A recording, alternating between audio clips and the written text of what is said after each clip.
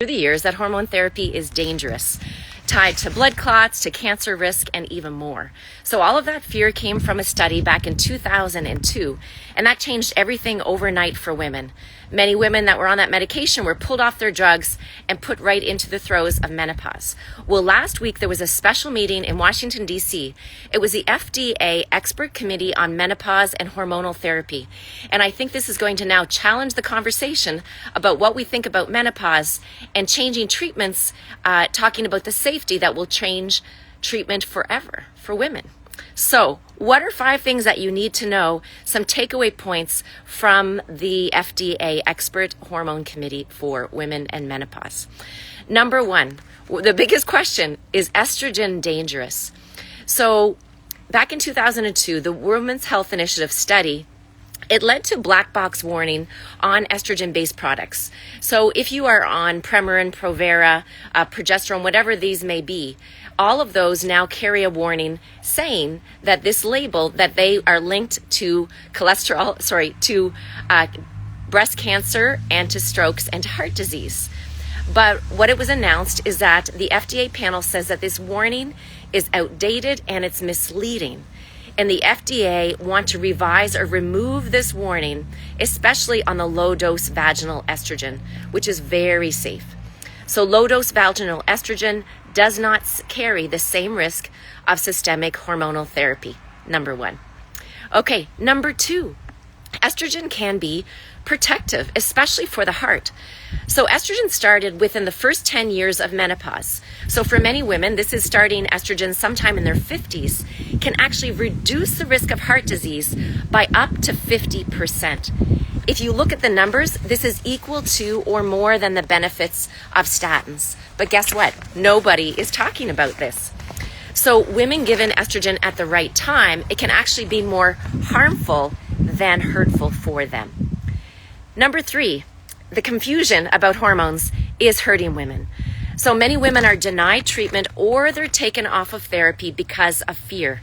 And even some doctors are confused because for us as physicians, this black box label makes many physicians feel very cautious about prescribing this type of therapy. So one panelist at the FDA committee shared a story of a woman who was taken off her very safe vaginal estrogen by her physician simply because of the warning in the label when she'd been prescribed it already by a gynecologist. So we have to think about this confusion, and myself as a physician, I see a lot of harm being done because we don't have the right message that's getting out there into the public. So number 4, it comes to this, that it's time to individualize care and not scare people, right? So the panel wants the FDA to clarify some differences between systemic hormones like pills and patches versus local hormones like vaginal estrogen. And the panel was very clear about this and discussed a lot about how we label other types of medications. And often we have labeling that reflects your age, your dose, the route of delivery, because one size doesn't fit all. But right now, all of the labeling says that. So truly, menopause care should be evidence-based, and it should be based on personalized needs for women and not on outdated warnings. And then the 5th thing that was brought up by a few, Dr. Kelly Casper was there, speaking about hormonal equity and what is the role for female testosterone. So I've seen the benefits of testosterone for women, but right now there is no approved FDA testosterone for women. So what am I doing? I'm actually using male testosterone. It's the only one on the market. I have to get it compounded, and then we put it at a dosage that's appropriate for women. But really, this is an issue of hormonal equity, that we all have the need for better access to hormones. So basically, we have testosterone for men, but nothing for women, and it truly is time to change that. So it was quite remarkable to watch this panel. It went on for almost 2 hours, but to see some of the top specialists in America with their discussions at the FDA who are approving these medications.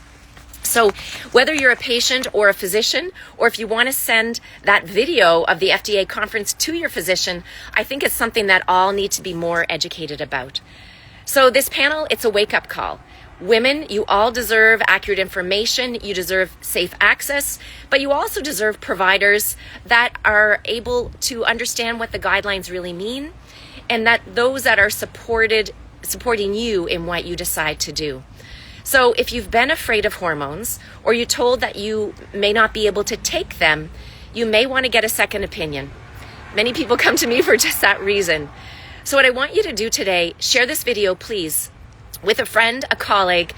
Make sure every woman knows the truth about menopause care, and that further testing and investigations are being done, because we have to have the message out that hormonal therapy can be safe for women. So if you want to learn more, if you still feel very confused, I'm here for you. So I've developed the Wise Women Rising program just for women who are like you, that want to be empowered with knowledge, with education, and to learn what's the best step forward as they're on their hormonal journey. So feel free to join me August 6th. It's going to run weekly for 1 month. Live Zoom calls with me. We'll look at the evidence. We'll look at tools. We'll look at both hormonal therapy and non-hormonal therapy, but ways that you can start to feel better as you go through this quite amazing and very interesting time in a woman's life. I hope that's information for you, and keep striving for more knowledge, keep advocating for yourself, feel empowered, and come join with me as we'll be with a wise group of women who are going to rise up together. Have a great day.